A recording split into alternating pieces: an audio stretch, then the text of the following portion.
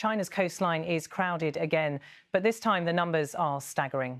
Intelligence shared by regional officials shows China has deployed more than 100 naval and coast guard vessels across East Asian waters in what analysts describe as its largest maritime show of force to date. The armada stretches from the Yellow Sea down through the East China Sea, past disputed islands near Japan, and into the South China Sea and Western Pacific, overlapping key routes around Taiwan. Warships, Coast Guard cutters, supply ships and auxiliary vessels are moving in coordinated formations, some conducting mock attacks and access denial drills designed to test how quickly foreign militaries could respond. Officials who have seen the underlying intelligence warn that this is not a routine exercise, even if Beijing insists it is. They say the tempo, timing and scale go far beyond previous drills, and that at the peak of the surge, the number of Chinese hulls at sea simultaneously topped 100. For Taiwan, which sits at the center of this picture, the signal is unmistakable. The island's leadership has been warning all year that Chinese drills are becoming more complex, more distant and more frequent. Taiwan's President Lai Ching-te has told his own people and international partners that China's activities are no longer just about the immediate waters around the island. He said, "We can see that China's military drills targeted at Taiwan are becoming increasingly frequent and intense. They have even moved beyond the first island chain into the second, affecting the wider Indo-Pacific region." That sense of escalation lies behind a major shift in Taiwan's defense posture. The government in Taipei has announced an extra $40 billion in defense spending on top of an already rising budget to harden the island's defenses and accelerate what officials call an asymmetric strategy. Smaller, smarter and more survivable systems meant to complicate any Chinese invasion plan. President Lai framed the move not as preparation for war, but as an investment in deterrence. He said today's announcement is a major step towards maintaining peace and stability across the Taiwan Strait by strengthening deterrence. At the same time, Lai has sharpened his rhetoric about Beijing's intentions. In a key speech earlier this year, he argued that China's pressure campaign is no longer just about military drills and grey zone tactics. It is about influencing Taiwan's politics, media and society. He said China meets the definition of a foreign hostile force under Taiwan's anti-infiltration laws, and that he had no choice but to take even more proactive measures to protect the island's democracy. These domestic moves in Taipei are playing out against a backdrop of renewed American involvement in the region. Donald Trump is once again President of the United States, sworn in for a second time on the 20th of January 2025 as the country's 47th president. In office again, he has unveiled a new national security strategy that puts Taiwan and the Western Pacific close to the center of U.S. global priorities. The document leans heavily on Trump's long-standing America First framework, but it also reflects the reality that China's military power has grown dramatically since his first term. The strategy makes clear that Washington's first goal is to stop the current crisis from turning into a shooting war. It says that deterring Beijing from attacking Taiwan or trying to seize control of the sea lanes around it demands overwhelming strength.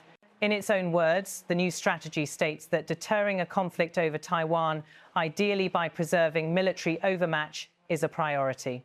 In practical terms, that means more U.S. ships and aircraft in the region, tighter integration with allies, and a clearer expectation that those allies will pay more and do more. Under Trump's direction, the Pentagon is reinforcing deployments along the so-called First Island chain from Japan and Okinawa down through Taiwan and the Philippines, while also planning additional rotational forces in Southeast Asia. At the same time, the administration has signaled that its support for Taiwan will be primarily military and strategic rather than diplomatic. Trump's team describes this as peace through strength in the Indo-Pacific, heavy deterrence aimed at avoiding war, paired with transactional diplomacy that keeps channels open with Beijing where possible. But that balancing act is getting more complicated as other regional players take a harder line of their own, especially U.S. treaty ally Japan. In Tokyo, the political landscape has been transformed. Sane Takaichi, a conservative Liberal Democratic Party figure long known for her hawkish views, is now Japan's Prime Minister and its first woman leader, formally taking office in October 2025. She came to power on a promise of tougher defence, an overhaul of Japan's long-standing pacifist posture, and a more assertive stance toward China and North Korea. Within days of being elected LDP leader, Takaichi made clear that she wanted to accelerate plans to lift defence spending to 2% of GDP and update the country's national security documents. Those pledges have since hardened into policy. Her government is now pushing to hit that spending target ahead of schedule, rearming the self-defence forces with long-range missiles, upgraded air and naval assets, and stronger cyber and space capabilities. But it was her comments on Taiwan that truly shook the region. In early November, Takaichi publicly linked a potential Chinese attack on Taiwan to Japan's own survival and to the possibility that Tokyo could deploy the self-defense forces in response. She said a Chinese attack on Taiwan could be a situation that threatens Japan's survival, a phrase that carries specific legal weight under Japan's security legislation and implies that collective self-defense operations might be authorized. For a Japanese leader, those words were unprecedented. Since the end of World War II, Japanese prime ministers have generally spoken cautiously about Taiwan, even as they quietly strengthened cooperation with the island and with the United States. Takaichi's decision to say the quiet part out loud instantly turned her into a lightning rod in Beijing. Chinese diplomats accused her of reviving imperialist thinking, and one official in Osaka went so far as to imply that her head should be cut off in a social media post later deleted under heavy criticism. China's ambassador to the United Nations, Fu Kong, escalated the rhetorical war even further in formal letters, calling her remarks erroneous and accusing her of challenging the outcome of World War II and the post-war order. Beijing's broader position is unchanged. It insists that Taiwan is an internal matter and that foreign countries have no right to intervene. In response to recent comments from Washington and Taipei, Chinese officials reiterated that they would, in their words, never allow anyone or any force to separate Taiwan from China. It is against this backdrop that China's 100-ship maritime surge has unfolded. Analysts describe it as both a practical military drill and a political message. On one level, the operation gives the People's Liberation Army and China Coast Guard a chance to rehearse complex multi-theatre coordination. Surface ships, aircraft and support vessels moving in carefully timed patterns across several seas at once. On another level, it shows neighbours and Washington that Beijing can generate overwhelming numbers quickly, complicating any attempt to track and respond to each individual movement. From Taipei's vantage point, the surge looks like an attempt to normalise an intimidating presence in the waters around the island, making large-scale deployments feel routine. Taiwan's security agencies have stressed that they remain fully aware of the situation and are coordinating closely with international partners to safeguard regional stability. Taiwanese officials say President Lai has instructed the security forces to maintain full situational awareness and provide constant updates as the crisis unfolds. In Washington, the deployments are being read alongside Trump's new security doctrine. On paper, the administration wants to avoid a direct clash with China over Taiwan, but it also wants to convince Beijing that any attack would be overwhelmingly costly. That logic underlies new arms packages for Taipei, more joint exercises with Japan and other allies, and a steady tempo of U.S. Navy patrols through the Taiwan Strait and nearby waters. Behind closed doors, there are also tensions. Some U.S. officials worry that Takaichi's rhetoric is moving faster than Japan's actual military capabilities, raising the risk that words and actions may not align in a crisis. Trump himself has reportedly cautioned Tokyo against stoking tensions with Beijing, even as his own security strategy calls for tougher deterrence around Taiwan. The result is a delicate triangle. Washington wants Japan to spend and do more, but not in a way that forces the United States into a confrontation on someone else's timeline. For their part, Japanese officials argue that they are merely stating the obvious. Any blockade or attack on Taiwan would instantly disrupt sea lanes that supply Japan with energy and food. It would directly endanger Japanese islands close to Taiwan's northern tip and could put US bases on Japanese soil in the line of fire. In that sense, they say, Takaichi is simply spelling out the logic that has always underpinned the US-Japan alliance, but was rarely acknowledged so bluntly in public. Meanwhile, China's leadership offers its own narrative. Officials in Beijing insist the 100-ship surge is a set of routine annual evaluation exercises carried out within what they see as Chinese or contested waters. They accuse the United States of militarizing the region and warn that outside interference is the real source of instability.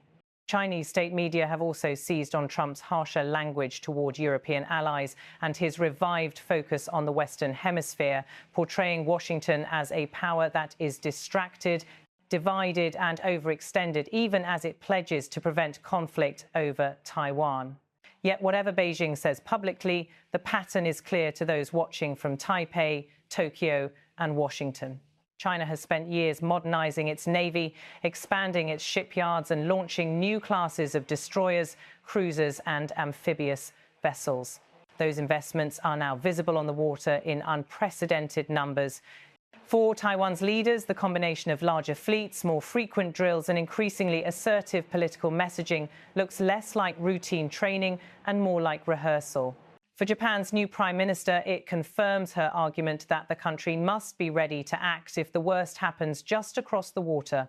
And for President Trump, it is a live test of his claim that overwhelming strength and hard-nosed bargaining can keep the peace without drawing America into another major war.